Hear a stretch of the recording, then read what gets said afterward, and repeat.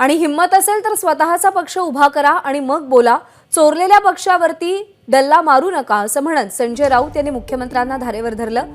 कुणी काकाचा पक्ष चोरतोय तर कुणी दुसऱ्याच्या वडिलांचा पक्ष चोरतोय असं म्हणत त्यांनी अजित पवार यांच्यावरही निशाणा साधला। दरम्यान त्यांच्या या टीकेवर मुख्यमंत्री शिंदेंनीही प्रत्युत्तर दिले, पाहूया। तुमचा पक्ष कुठे आहे? चोरलेला, चोरीचा माल, हपापाचा माल, तो तुमचा पक्ष। हिम्मत असेल तर स्वतःचा पक्ष उभा करा, स्थापन करा आणि मग बोला। चोरलेल्या पक्षावर डिंग मारू नका, बरं का?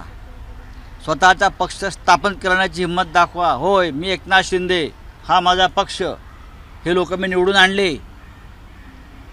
हे माझं राजकारण।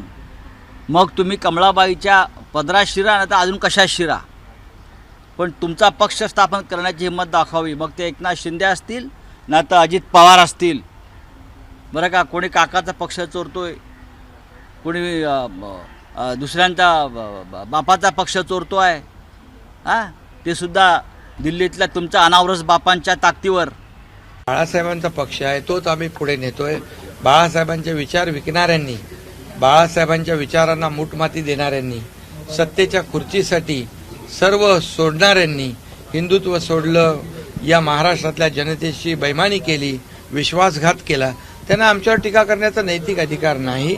ते घाबरलेले आहेत। या डीप क्लीन ड्राईव्हमुळे येणाऱ्या निवडणुकीमध्ये त्यांना क्लीन स्वीप करून टाकेल जनता, याची त्यांना धास्ती आहे। त्यामुळे त्यांचे आरोप प्रत्यारोप, आता जेव्हा त्यांच्या बाजूने निकाल लागतो ती संस्था चांगली असते, जेव्हा त्यांच्या मेरिटवर निकाल लागतो तेव्हा ती संस्था वाईट असते। मग त्याच्यावर आरोप करणं, चुनाव आयोग म्हणणं, चोरों के सरदार म्हणणं, स्पीकरवर आरोप करणं, हे लोकशाहीमध्ये घातक आहे। एबीपी माझा, उघडा डोळे बघा नीट।